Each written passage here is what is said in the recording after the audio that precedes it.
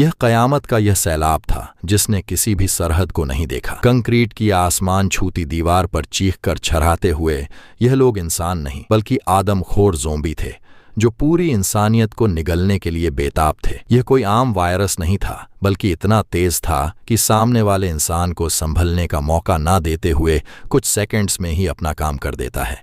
यह धरती पर इंसानी वजूद की आखिरी रात थी। कहानी की शुरुआत होती है फिलाडेल्फिया की एक धुंधली सुबह। जेरी लेन का परिवार एक आम खुशहाल सुबह की शुरुआत कर रहा था। जेरी, जो कभी यूनाइटेड नेशंस के लिए दुनिया के सबसे खतरनाक कोनों में जा चुका था, अब अपनी पत्नी कैरिन और 2 बच्चियों के साथ सुकून की जिंदगी जी रहा था। किचन में पैनकेक की खुशबू थी, बच्चों की हंसी थी। टीवी पर बैकग्राउंड में पुलिस की भागती कारें दिख रही थीं, लेकिन लेन परिवार को अंदाजा भी नहीं था कि उनके सुकून की एक्सपायरी डेट आ चुकी है। जेरी जब अपने परिवार के साथ कार से जा रहा होता है तो वे देखता है कि सड़कें जाम थीं। रेडियो पर अजीब सी चेतावनियां गूंज रही थीं। तभी एक बेकाबू पुलिस कार जेरी की गाड़ी का शीशा उड़ाते हुए निकल जाती है। जेरी जैसे ही यह देखने बाहर निकलता है कि माजरा क्या है, माहौल का तापमान बदल जाता है। लोग अपनी चमचमाती गाड़ियां छोड़कर पागलों की तरह भाग रहे थे। वो देखता है कि सामने की गगनचुंबी इमारत एक धमाके से मलबे में तब्दील हो जाती है। एक पुलिस वाला चिल्लाता है, गाड़ी में रहो, लेकिन अगले ही पल एक अनियंत्रित मेटल ट्रक उस पुलिस वाले को कुचलते हुए दर्जनों गाड़ियों को लोहे के कबाड़ में बदल देता है।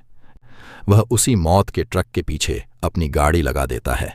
चीखें, भगदड़, और इसी बीच जेरी की कार एक तेज रफ्तार एम्बुलेंस से टकरा जाती है।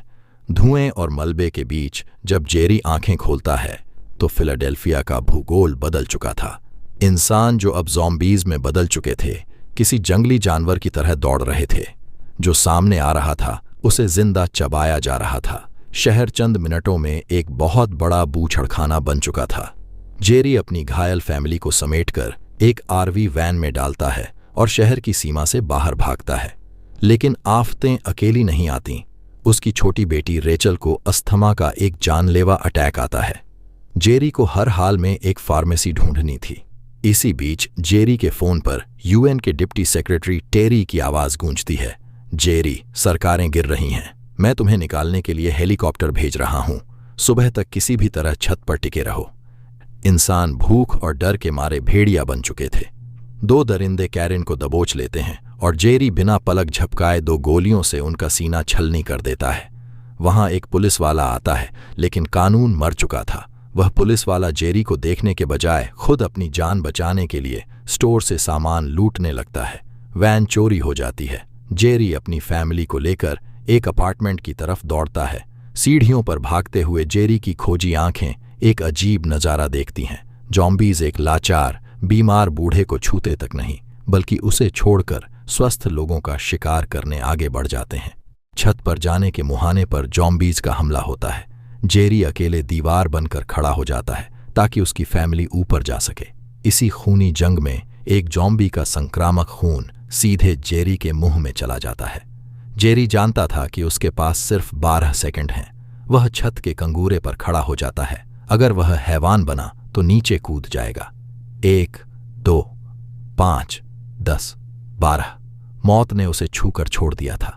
वह बच गया।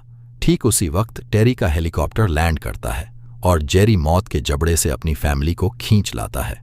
उन्हें अटलांटिक महासागर में तैर रहे एक अमेरिकी वॉरशिप पर ले जाया जाता है। दुनिया का सिस्टम ढह चुका था। इस वायरस को रोकने की आखिरी चाबी हार्वर्ड के एक नौजवान वायरोलॉजिस्ट एंड्रयू के पास थी, जिसका मानना था कि वैक्सीन के लिए वायरस का पेशेंट 0 यानी पहला मरीज ढूंढना होगा। सैन्य अधिकारी जेरी के सामने एक सौदा रखते हैं। तुम्हें इस मिशन पर जाना होगा क्योंकि तुम हमारे सबसे बेहतरीन खोजी हो। अगर मना किया तो तुम्हारी फैमिली को इस सुरक्षित जहाज से निकालकर मौत के कैंप में फेंक दिया जाएगा। जेरी के पास हाँ करने के अलावा कोई विकल्प नहीं था। वे साउथ कोरिया के एक ब्लैकआउट मिलिट्री बेस पर उतरते हैं। रात का सन्नाटा था, लेकिन जैसे ही पैर जमीन पर टिकते हैं, अंधेरे से भूखे शिकारी हमला कर देते हैं। खौफ के मारे वो जीनियस साइंटिस्ट एंड्रयू पीछे भागता है। उसका पैर फिसलता है और उसकी अपनी ही राइफल से चली गोली उसके भेजे के पार हो जाती है। इंसानियत की आखिरी उम्मीद बिना एक भी रिसर्च किए मलबे में तब्दील हो चुकी थी। अब जेरी बिल्कुल अकेला था।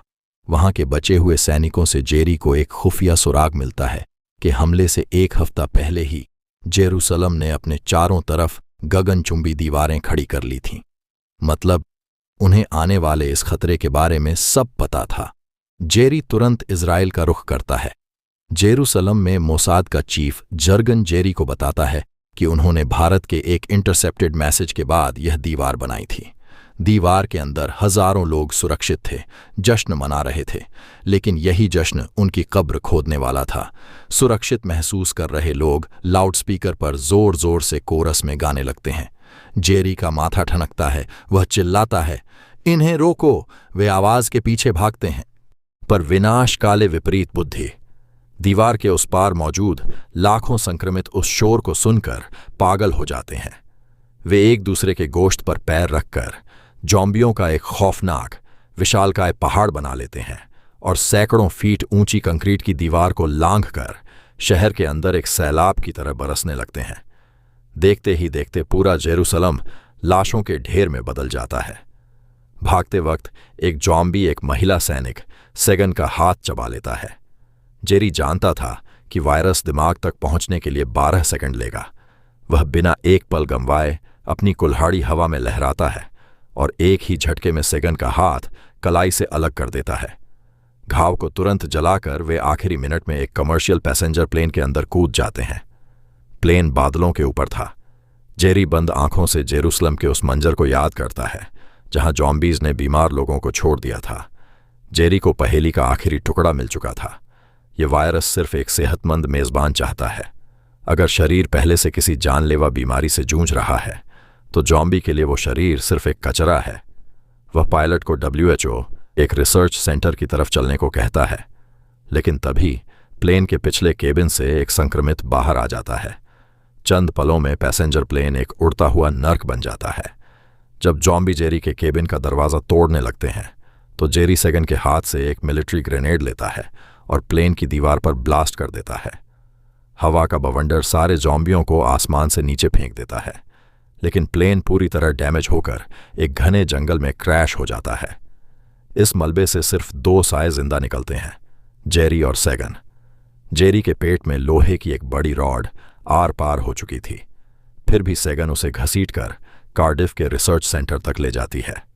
रिसर्च सेंटर में डॉक्टरों के सामने जेरी अपना आखिरी पत्ता खोलता है और बताता है कि अगर हम खुद को किसी जानलेवा लेकिन इलाज के लायक बीमारी जैसे टाइफाइड से संक्रमित कर लें तो हम इन शिकारियों के लिए पूरी तरह अदृश्य हो जाएंगे। लेकिन वो सारे बीमारियों के वायरस लैब के बी विंग में बंद थे, जहां 80 के करीब आदमखोर घूम रहे थे।